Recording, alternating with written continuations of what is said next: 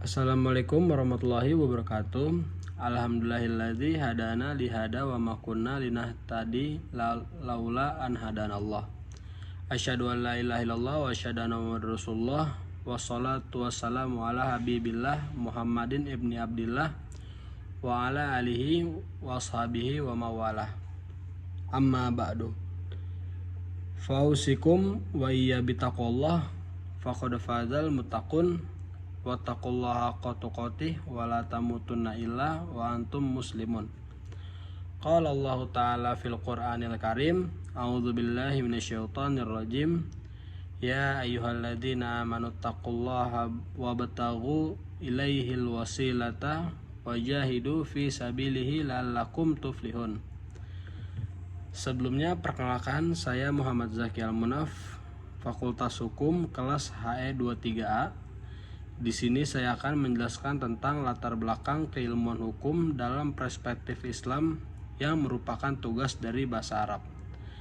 Langsung saja saya akan menjelaskan tentang latar belakang keilmuan hukum dalam perspektif Islam. Integritas antara syariat dan sistem hukum modern. Ilmu hukum merupakan cabang ilmu sosial yang mengkaji norma-norma yang mengatur perilaku manusia dalam kehidupan bermasyarakat dan bernegara. Hukum tidak menjadi instrumen formal yang digunakan untuk mengatur ketertiban dan menjatuhkan sanksi, tetapi juga mencerminkan nilai-nilai moral, budaya, dan spiritual dari suatu masyarakat. Oleh karena itu, keilmuan hukum bersifat dinamis dan kontekstual serta sangat dipengaruhi oleh kerangka nilai yang hidup dalam masyarakat tersebut. Dalam konteks keilmuan hukum di dunia Islam, hukum tidak dapat dilepas dari sumber utama ajaran Islam, yaitu Al-Quran dan Hadis. Islam tidak hanya hadir sebagai agama spiritual, tetapi juga sebagai sistem kehidupan yang komprehensif, termasuk dalam aspek legal dan yuridis. Sistem hukum Islam yang sering disebut dengan syariat Islam tidak hanya bertujuan untuk menghukum pelanggar, tetapi juga mengedukasi masyarakat, menjaga kemaslahatan umum, dan menegakkan nilai-nilai keadilan sosial. Al-Quran secara eksplisit menjadikan keadilan sebagai prinsip fundamental dalam penegakan hukum. Allah Subhanahu wa Ta'ala berfirman, "Sesungguhnya Allah menyuruh kamu menyampaikan amanat kepada yang berhak menerimanya, dan apabila menetapkan hukum di antara manusia, supaya kamu menetapkan dengan adil." Quran Surat An-Nisa ayat 58.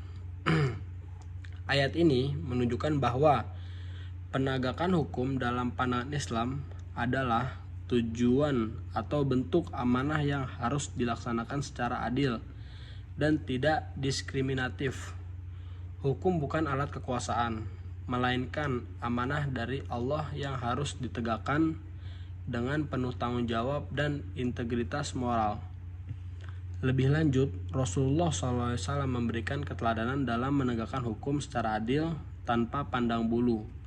Dalam sebuah hadis disebutkan, "Sesungguhnya yang membinasakan umat sebelum kalian adalah apabila orang terpandang di antara mereka mencuri, mereka membiarkannya, dan apabila lemah mencuri, mereka menegakkan hukum kepadanya.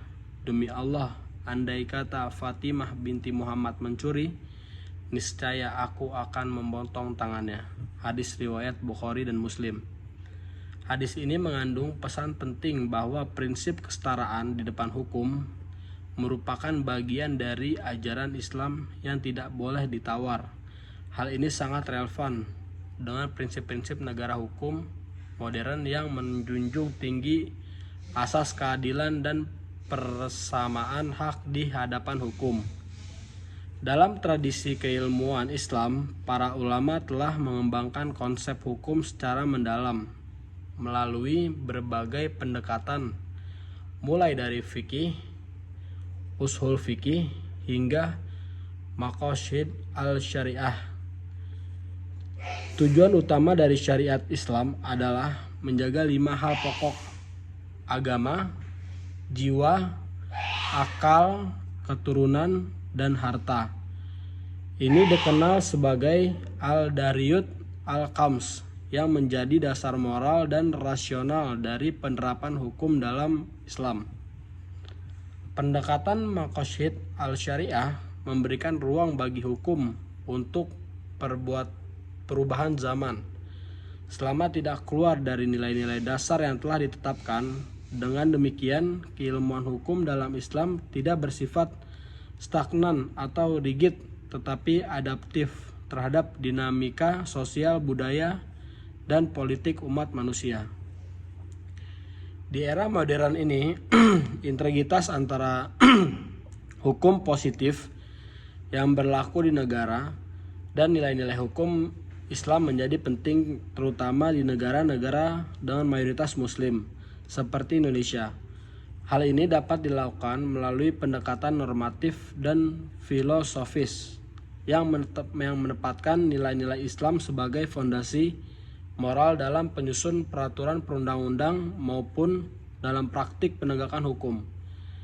Prinsip-prinsip seperti keadilan, musyawarah, tanggung jawab sosial, dan kemaslahatan dapat menjadi pilar penting dalam membangun sistem hukum yang tidak hanya sah secara ilegal atau secara legal, tetapi juga secara moral dan spiritual. Oleh karena itu penting bagi para sarjana hukum, mahasiswa, dan praktisi hukum untuk memahami nilai-nilai Islam sebagai bagian dari paradigma keilmuan hukum. Pendekatan integratif ini tidak hanya akan memperkaya diskursus hukum, tetapi juga membantu membangun masyarakat yang berkeadaban dan berlandasan nilai-nilai ilahiyah. Mungkin itu saja yang bisa saya sampaikan, materi yang bisa saya sampaikan. Lanjutnya saya akan membacakan doa penutup.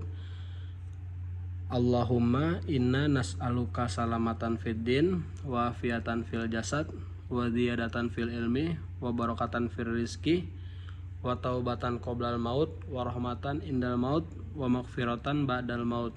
Allahumma hawwin alaina fi syakaratil maut wa najata minan nar wal afwa indal hisab.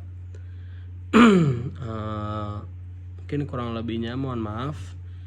Assalamualaikum warahmatullahi wabarakatuh.